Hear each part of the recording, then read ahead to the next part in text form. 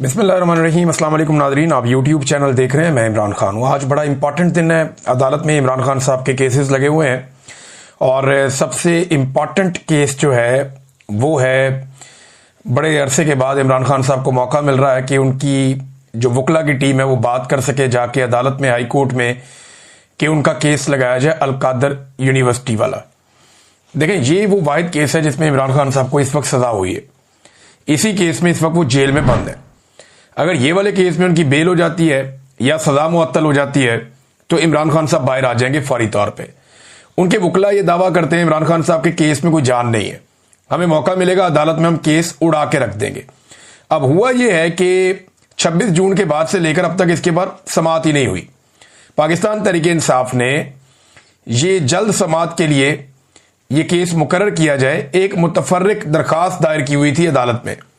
यानी केस अभी नहीं चलना, अभी ये बात चलनी है कि क्या ये केस जल्दी सुना जाए या ना सुना जाए।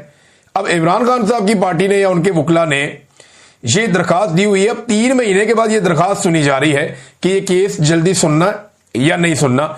इस मामले के ऊपर आज अदालत फैसला करेगी या समाअत करेगी इस मामले के ऊपर कि जल्दी समाअत करनी है या नहीं करनी। अब उसके बाद फिर समाअत होगी। तहरीके इंसाफ के वकला ये दावा करते हैं इमरान खान के कि जब भी इसकी समाअत होगी इमरान खान साहब बाहर आ जाएंगे।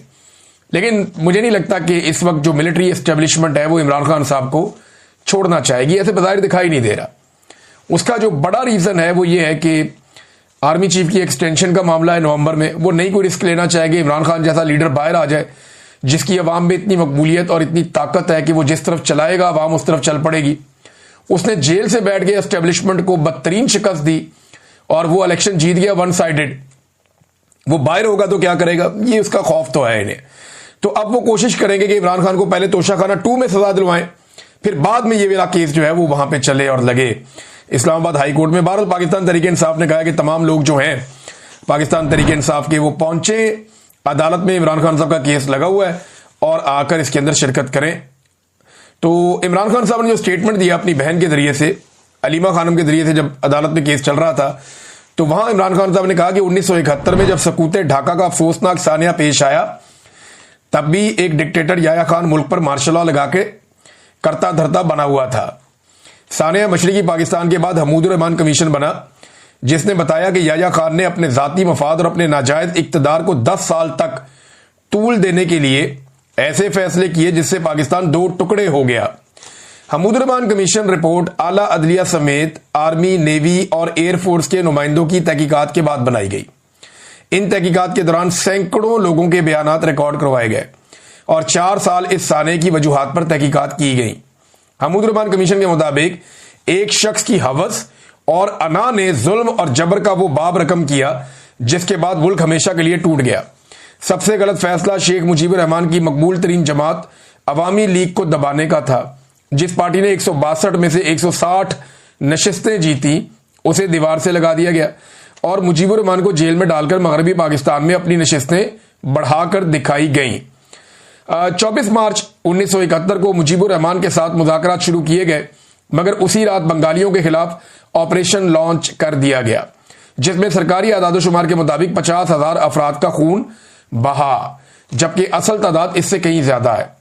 आज पाकिस्तान में वही हालात बना दिए गए हैं जो 1971 में थे। आसिम मुनीर ने 9 मई का फॉल्स फ्लैग ऑपरेशन मुल्क की मकबूल तरीन पार्टी तहरीके इंसाफ को कुचलने के लिए करवाया। सीधा सीधा इमरान खान साहब ने कह दिया कि 9 मई आसिम मुनीर ने करवाया था। ये अब बड़ा स्ट्रेट अवे आ गए इमरान खान साहब आसिम मुनीर साहब के ऊपर, हेड ऑन ले लिया उन्होंने। इससे पहले वो ये कहते थे इमरान खान साहब के, बताएं ये फॉल्स फ्लैग ऑपरेशन था। इमरान खान साहब ये कहते थे कि इसके पीछे कौन है, सीसीटीवी जिसने चुराई है वही इसके पीछे है। तो ये इमरान खान साहब पहले कहते थे, लेकिन अब उन्होंने साफ कहा कि आसिम मुनीर ने 9 मई का फॉल्स फ्लैग ऑपरेशन मुल्क की मकबूल तरीन पार्टी तहरीके इंसाफ को कुचलने के लिए करवाया। 2 रातों में तहरीके इंसाफ से मुंसलिक 10,000 से ज्यादा लोगों को गिरफ्तार किया गया। ये कैसे मुमकिन था कि 10,000 लोगों को 2 रातों में बगैर तहकीक गिरफ्तार कर लिया जाए। इसके बाद पार्टी को कुचलने का सिलसिला शुरू हुआ। मुल्क की सबसे बड़ी जमात की तमाम सियासी सरगर्मियों पर पाबंदी लगा दी गई। कोई तहरीके इंसाफ का परचम उठाता तो उसे उठा लिया जाता। हमारे उम्मीदवारों और उनकी फैमिलीज को अगवा किया गया। हमसे हमारा इंतखाबी निशान तक छीन लिया गया, मगर अवाम ने 8 फरवरी को बाहर निकलकर इस सारे बयानिए को जमीन बोस कर दिया। 8 फरवरी इनकलाब का दिन था, जब लोगों ने जुल्म के निजाम के खिलाफ वोट दिए और तहरीक इंसाफ को 2/3 अक्सरियत दिलवाई। कमिश्नर पिंडी ने जब जमीर की आवाज पर लब्बैक कहा, इंतखाबी धांधली का पर्दा चाक किया और 50-50 हजार वोटों की धांधली का एतराफ किया, तो धांधली के जुर्म में मुलविस कुव्वतों ने उनके ज़हनी तवाज़ुन बिगड़ने का भोंडा बयानिया बनाकर उन्हें गायब कर दिया। इनका आज तक किसी को मालूम नहीं, लेकिन हम उन्हें भूलने नहीं देंगे। 9 मई के असल मुजरिम वही हैं जिन्होंने सीसीटीवी फुटेज चुराई है। अब इसी 9 मई को बहाना बनाकर जो नशिस्तें हमारे पास बची हुई थी, वो नाजायज 10-10 साल की सजाएं देकर हमसे छीनी जा रही हैं। बेशर्मी की इंतहा यह है कि एजाज चौधरी की सीट छीन कर इलेक्शन हारने वाले राणा सनाउल्लाह को दे दी गई। ये सब सजाएं बिल्कुल नाजायज है। 2-2, 4-4 करके बेशर्मी से हमारी नशिस्तों पर कब्जा किया जा रहा है। इसीलिए हमने ज़िमनी इंतखाबात का बाइकआउट किया है, क्योंकि वो फिर ये नशिस्तें चोरी कर लेंगे और इस इलेक्शन में हिस्सा लेना इन जाली सजाओं को मानने के मुतरादिफ होगा। मैं कौमी असम्बली की कमेटियों से इस्तीफा पेश करने वाले तमाम मुराद से दस्तबरदार होने वाले सबको खराज तहसीन पेश करता हूं और हदायत देता हूं कि अब सेनेट में भी ऐसा ही किया जाए। मैं कुछ दिन तक अपने आइंदा लाएअमल का ऐलान करूंगा। फिर इमरान खान साहब ने ऑपरेशन के बारे में बड़ी खुलकर बात की है। उन्होंने कहा ऑपरेशन बंद होना चाहिए और एएनपी को गैर मकबूल किया गया था इसी तरह एक ऑपरेशन करके सिर्फ बैरूनी कुव्वतों की खुशनुदी के लिए अपने ही लोगों के खिलाफ फौजी ऑपरेशन से हालात बेहतर होने की बजाय मजीद बिगड़ते हैं। एक तरफ हमारे सिक्योरिटी फोर्सेज वाले और दूसरी तरफ भी हमारे अपने शहरी मारे जाते हैं। अपनों को मारने से हमेशा दहशतगर्दी में इजाफा होता है। हमारी जानिब से अफगानिस्तान और पाकिस्तान में जारी ड्रोन हमले फौरी बंद होने चाहिए। फिर उन्होंने कहा तमाम सूबाई और कौमी असम्बली के मेंबरान को मैं हदायत करता हूं कि सूबे में अमन के लिए अपने और अपने ही लोगों के खिलाफ ऑपरेशन और ड्रोन हमलों को रोकने के लिए मिलकर बैठे और मुजामत करें। ये इमरान खान साहब ने कहा। फिर अफगानिस्तान के बारे में इमरान खान साहब ने बताया कि उन्हें बड़ी तकलीफ है जिस तरह उनको निकाला गया वहां से, और फिर उन्होंने कहा कि आसिम मुनीर एंटी तालिबान लॉबी को खुश करने के लिए ये सब कर रहा है और जहां जंग नहीं है वहां जानबूझकर जंग नाफिज कर रहा है। ये इकदाम फौरी तौर पर रुकने चाहिए वरना हालात मजीद बिगड़ेंगे, ये साबिक वज़ीर आज़म कह रहे हैं। उसके बाद इमरान खान साहब ने अपने जो ट्वीट का तीसरा हिस्सा, 3 हिस्सों में उन्होंने ये ट्वीट किया है। उन्होंने कहा जी मेरी बहनों और एहलिया का सियासत से कोई लेना देना नहीं है।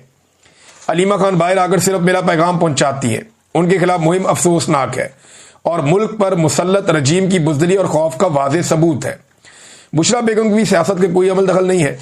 बुशरा बीबी ने आज तक मुझे किसी वजीर, टिकट होल्डर या सेनेटर को नामजद करने का नहीं कहा। वो कोई सियासी पैगाम नहीं भेजती। वो कैद तन्हाई में है। इनका बाहर किसी सियासी शख्सियत के साथ कोई राब्ता नहीं है। इनको कैदोबंद की सऊबतें सिर्फ मेरी एहलिया होने की वजह से बर्दाश्त करनी पड़ रही हैं। जालिम रजीम को लगता था बुशरा बेगम को मेरी कमजोरी बनाकर इस्तेमाल करेंगे, लेकिन वो मेरी ताकत बन गई। ये वाहिद खातून है पाकिस्तान की तारीख की जो गैर सियासी है मगर सिर्फ इनके खानदान